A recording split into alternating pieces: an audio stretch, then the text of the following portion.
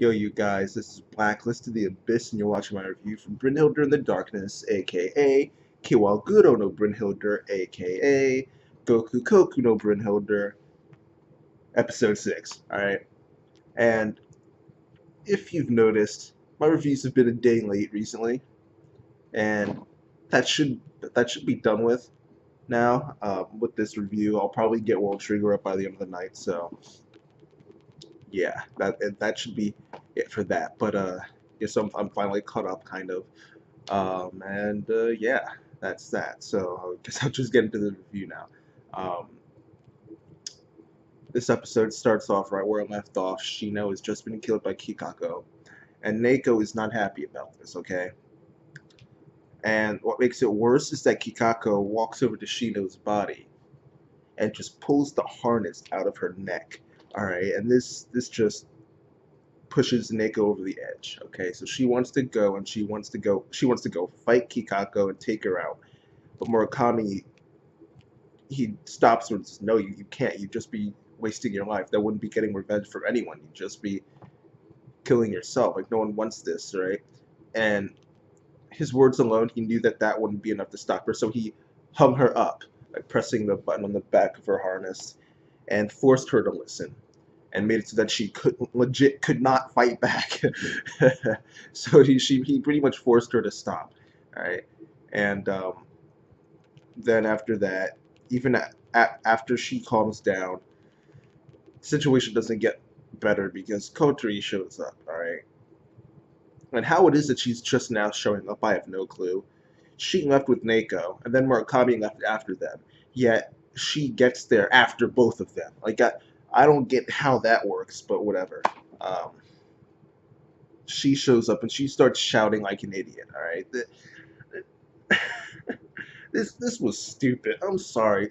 Kotori must be she has to be an idiot because if you know that some really powerful witch is chasing after your friend and trying to kill her, and you go to the area where your friend is, you don't shout like an idiot that you're there, because the person who's trying to kill her is probably there as well. All right, like this is just like, like this is it was painful to listen to her keep shouting, Shino-chan, Shino-chan. Like it was just painful.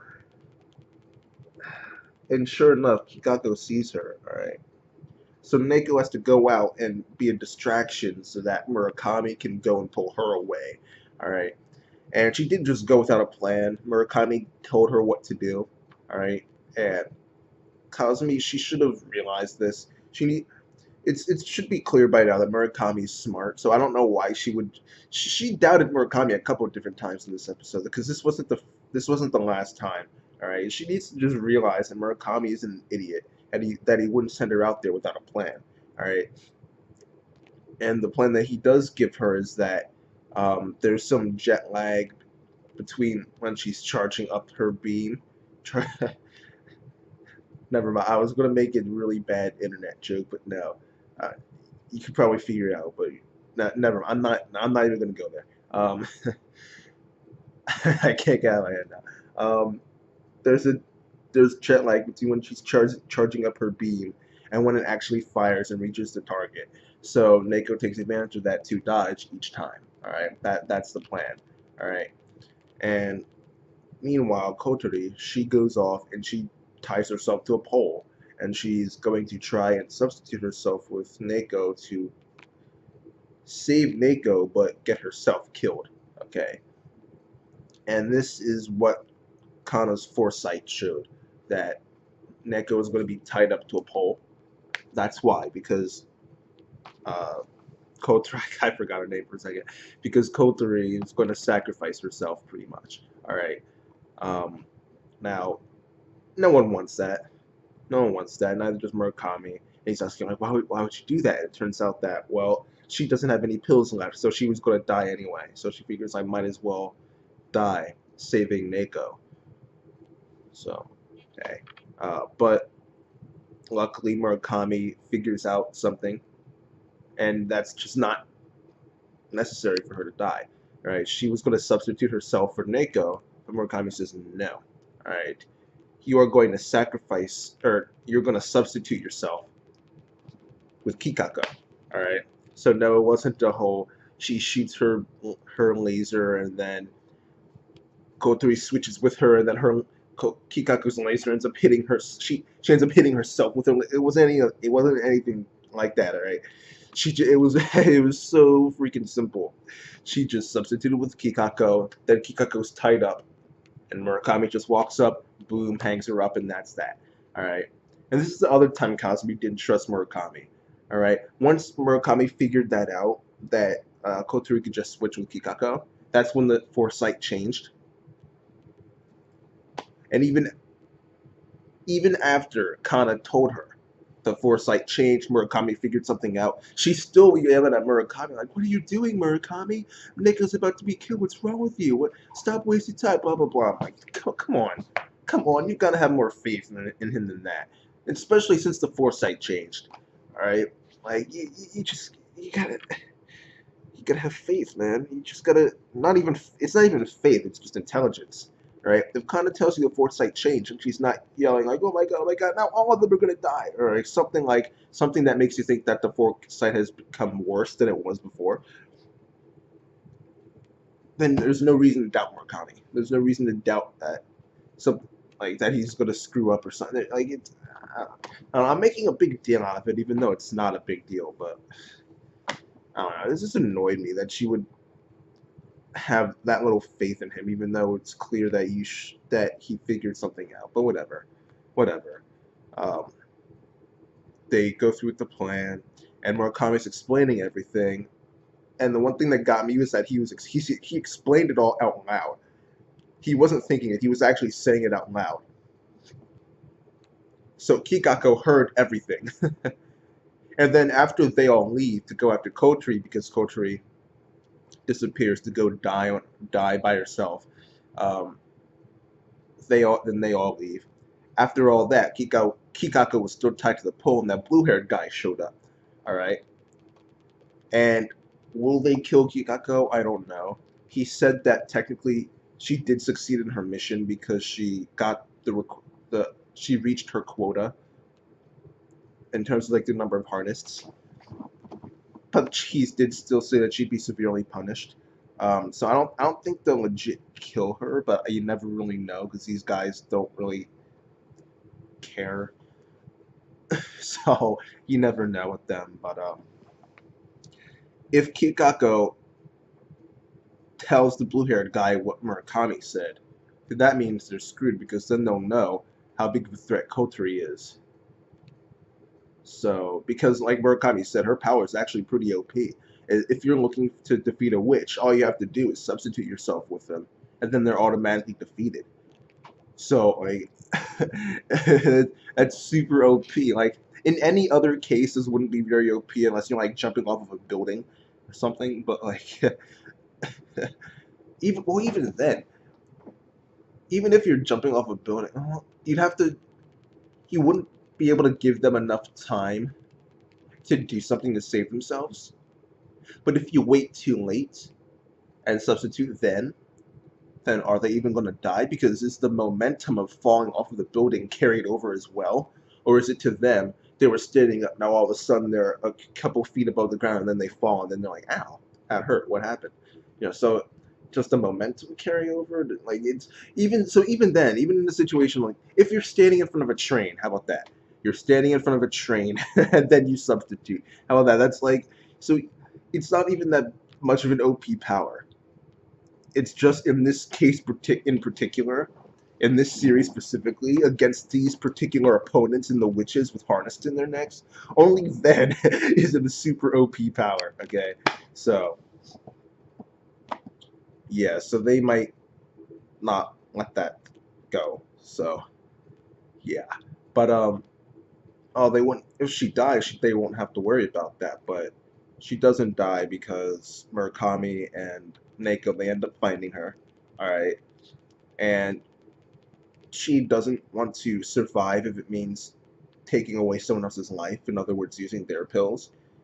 But she ends up being convinced by Murakami and Neko We heard the story of her and Chie, and how both of their birthdays were coming up. However, they didn't have enough pills for both of them to last that long. So Chie sacrificed herself so that Koturi would have the pills needed to make it to her birthday, which is today. Um, well, that day, I should say, not today, as in May 12th, but like that day in the series. So, yeah, then we learned about her smile and how Chie told her to always smile even when she's sad. Then that's why she was smiling in the foresights and everything like that. Um, there's a funny scene here where Murakami's telling her, you can't die. If you die, then the astronomy club's going to be shut down next year. Okay, I'm not going to have that. And they did that. They did the thing where they black over their eyes, and they have the sound effect in the background. It was funny. It was funny. Um, but yeah, so in the end, Kotri ends up surviving. She takes the pills. Um, and then the next day, you see Murakami heading up to the observatory.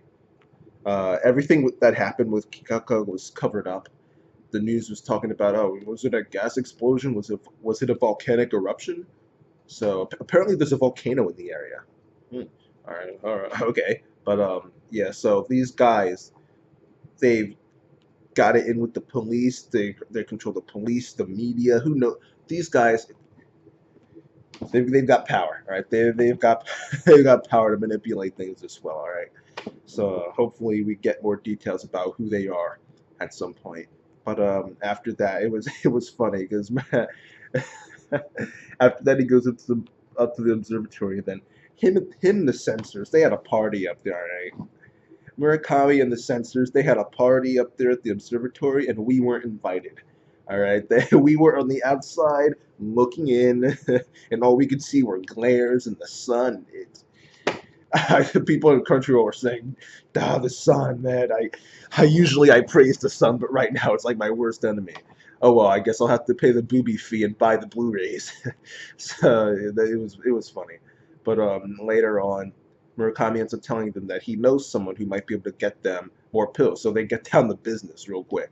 All right, well not real quick because they made food and everything, but they get down to business. He tells them that he might be able to get some more pills, and he takes Neko with him, and he meets Kogoro. And this dude's funny. The very first thing he says to Murakami is, "Oh, you've gotten handsome, Ryota. You must be popular with the boys." So that was funny. But they end up the guy's really smart apparently. But they go to his office, and Murakami tell oh there was a funny scene here. Well, you guys might not have noticed this, but when he drinks his tea, he doesn't pick up the cup. He only picks up the plate, and he like tips it over and drinks, and the cup doesn't fall. It's hilarious. If anything, this dude's the real magic user. Okay, that's impressive. Either that, or he's just got the cup glued to the plate. All right, but the dude's picking up the plate and like tipping it over. That was funny. Um, and it's funny because he doesn't believe in supernatural things because he's a scientist, so he doesn't believe in supernatural things. Um, but in Murakami ends up telling him, "All right, I'll I know you don't believe in supernatural things, so how about this? There's I need help with you on something, but in order to get the help, you need to know a secret, and if you know the secret, there's a chance you'll be killed. All right. So, and I know risking your life over something, you'll need some compensation for that. So how about this? You don't believe in the supernatural? I will show you magic right here and now, and that'll be your compensation." So he's like, "Oh, magic? Hmm. All right, sure. Go ahead." All right. So Murakami has his computer explode. Well, Neko. He has Neko make the computer explode. All right. He's like, how did you do that? How did you have time to plant a bomb here? He's like, "Plant a bomb? What are you talking about? The windows are fine. The doors are fine. So it wasn't a sniper. So he must have planted a bomb at some point." He's like, "No, no. All right, fine. Pick some random thing. All right, that we couldn't have planted bombs for. All right, and the same thing will happen. All right." So then he picks the floor. Neko blows the floor up. He's like, "This pen, which is a keepsake of my father," boom, that blows up too. And then he's like, "All right, all right, talk, talk. All right, I'm interested now. So talk, Ryota. All right." So that was a great way to end the episode. I thought that was awesome. But yeah, that was it for the episode really, and I thought it was good. Um, the stuff with Kikako, that was good. Stuff with Kotori and her flashback, that was good. Stuff with Kogoro at the end, that was good. Um, the comedy, that was good. So everything was really good with this episode. So I'll give it an 8.5 out of 10. I won't call it a great episode, but it's still good, a little bit better than that. So yeah, I'll give this episode an 8.5 out of 10, and that's that. Rate, comment, subscribe, and I'll see you guys next time.